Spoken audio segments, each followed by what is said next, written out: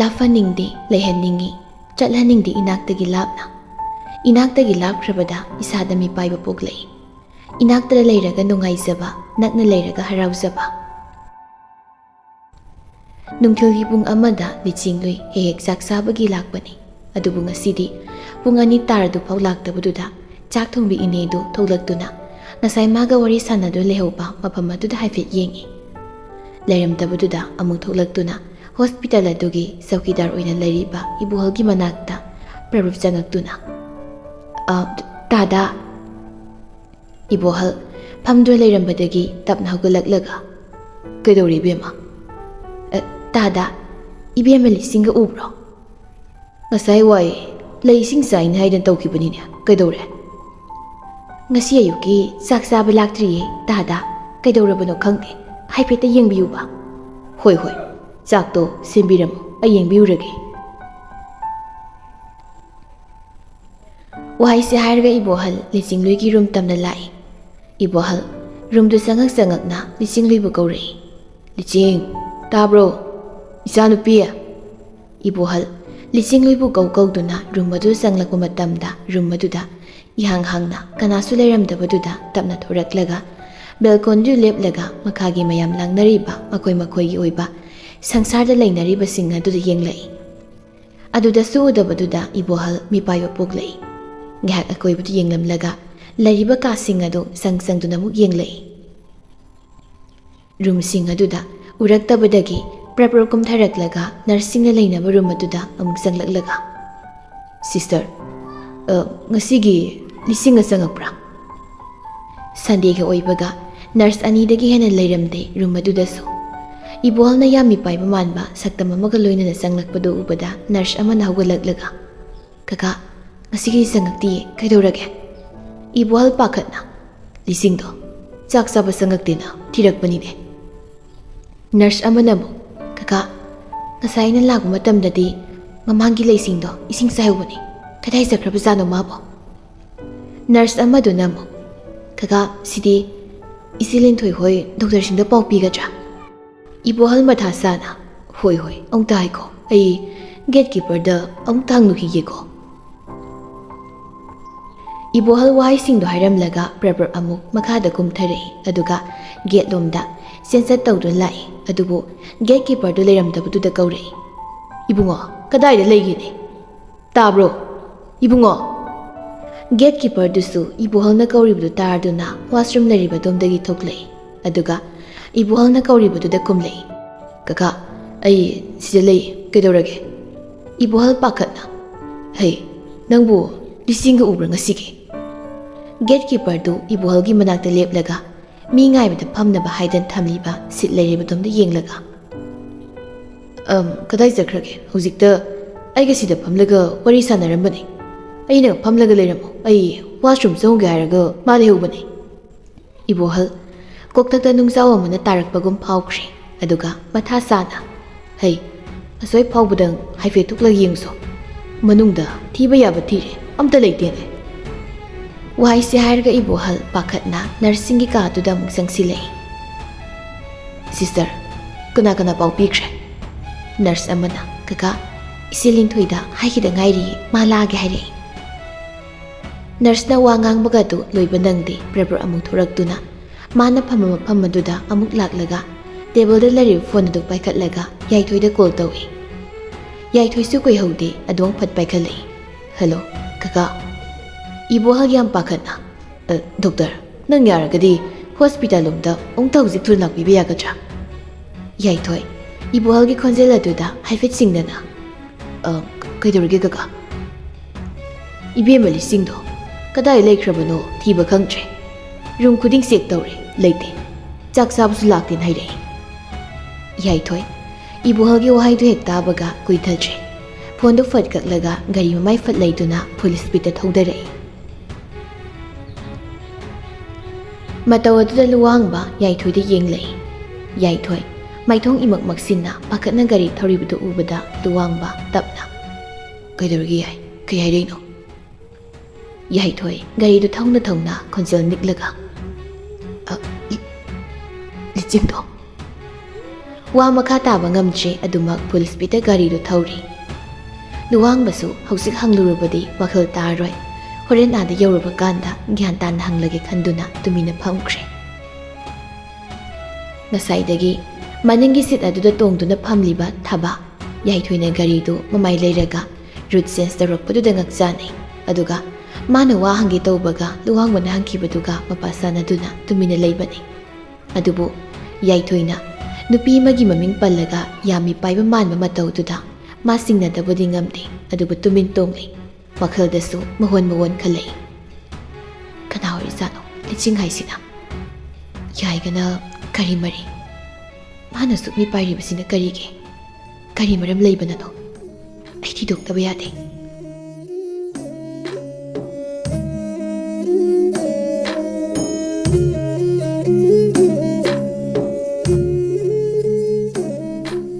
Linthoi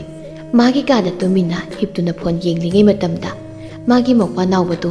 prabab changlaklaga masibu kaurei je Linthoi phaklang lomdon silambadagi nawbana kaurakpaduda ontoklaga nawbada yenglaga je lupa sani ga leibra Linthoi hiplambadagi tapna hawgalaklaga kai lege haino ne school gi teachers day gi lupa sani khainani hai Linthoi phamung adudagi tapna kumtharaga mana thabak satpada he puba bag tu madugi manungdagi purse lakthoklaga manang nupagi paisa tu lakthoklaga pirai sisi teachers day duna karam kanda nauba masena pirakpu paisa tu lauraga handak lakliba date 5 sidani aduse handak di jieng balao aido imanabi moi mayam tawraga aikhoi pulap group jagoi sai Linthoi mawpada yenglaga is nangbu jagoi ga hibrane nawbu ikaina haideda kadaidai nupa watlina thoina nampuda yawalini as inhauna nong phadok sadok tan saba jagoi do yengma laktradi ko je yare wahai si hairaga kadudagi thokre Linthoi noklaga nawbana thokhribadu yenglaga lei adubu khanghaude table mathakta lariba phone adu ringking lakpado Linthoi kanano khana sangsilaktuna yengi aduga tapna paikhatlaga yengbada hospital gi nurse amoirambaduda tapna paikhatli hello isi Linthoi hospital da hausimta lakpiyo Linthoi kari tawrabano khanna kaidawrage nurse to yam pakhatna iche liching do chak sabu kumakta yengubada leiramtre adugi koiti thinari kakana isi hoida paupi khuna piraini Linthoi wahaidu tabada yam pakhatna ha ai lage pairam phone do table mathakta phathamlaga phiro hongdoktuna thoglai mana tholakpada mangolda leiramba mama bina na hanglai kadai da noi bema Linthoi pakhatna hospital da ne ma karino ni nangbo ngasi off layena haidaine ima somda emergency lakpai ni o phare lao ima manam nambirage wahai si harga Linthoi bu makok non thabiduna manam nambirei Linthoi su mamana manam nambadu loibaga prap senset tawduna thoraktuna atoma pharaga hospital tamna lai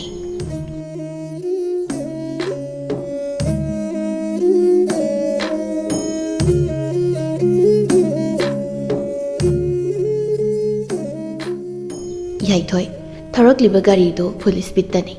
mamangda kana lai uda khai hospital tabu yorabadi khanna kana thaurai asum thaurakpana hospital gi lambi asangbadu yoraktuna thaujilai lambi do koilas thajibu oibana tharakliba speed adudagi khara tapthaduna thaurai adubu laptakna mi khara omjilibadu ubada prap mafam adu thaujilaktuna side amada gari do khamlamlaga prap kumthaduna mi khara omjilibadu da sanglai adubu yaithoi mayam omsenduna leiriba nupi mabu ubada masapu pakhatuna mihulgi khongjel hengalai adubu kuina panthaduna leitre prap sangsilaga mayamgi mayai oina tasindu leiribi nupi mabu sensinduna mathanungda chena konsili lichingloi masapu matasinduna kaplambadagi nupa mangona yenglaga tapna sir doctor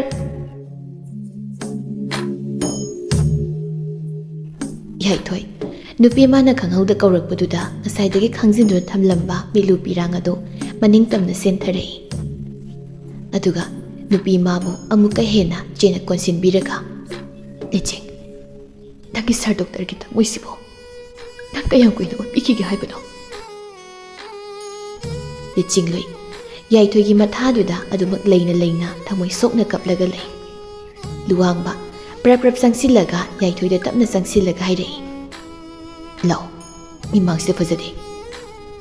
yai thoi luang bana haribudu taraduna simtharama pirang sing adu tapna taithoklaga mathada leriba nupi mabu tapna lakthok piraga nupi magi pirang marik sing adu su taithoktuna se yare se hojikti nangi sar doctor la sidi wahai si hairaga nupi magi khudangbu thadoklaroi kanana sumun ki bayaroi matagum pairaga tapna lai thaba masu nasaidagi yai thoi gi matau sing adu uribani yai thoina lising lui de utkiba mawong matau mimangda ikai gi thadokuna kapki matau sing adu ubada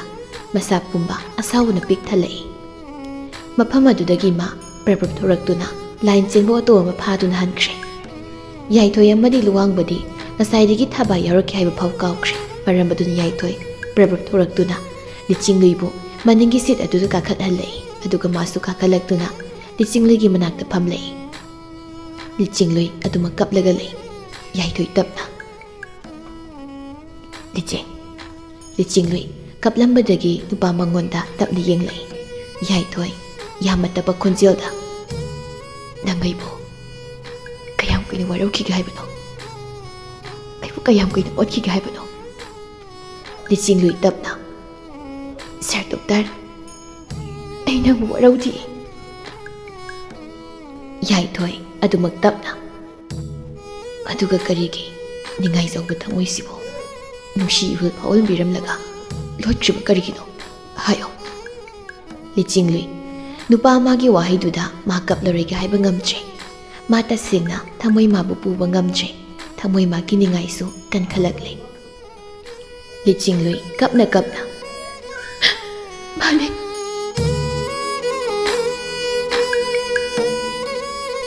ina sir doctor bu ot bane ide patta bane ide biot bi wahai si hairaga higik launa kapai yai thoi masadu phathaduna leithaba ngamche nupi ma bu singsinduna pathada chena konsinbi aduga tapna nupi ma gi leibakta nushina supirai liching loi kariguma manik singlakpagum yai thoi bu khangni inthoklaga sir doctor ai babu palabine wahai si hairaga kaplaga lei yai thoi nupi magi wahai du tabada masa pumba karino khangda wakhal amana buduna laikibagum nupi mangonda muna yengduna lei masa du sungaksa nei adumna tawringai luwangba driver ge seat aduda phatka khalaga hospital dhana jalase wahai si haira gari du thokre yai thoi masa pumba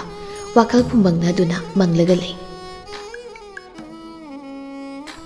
gari do sum thorakpana hospital manungda gari do thausilaklei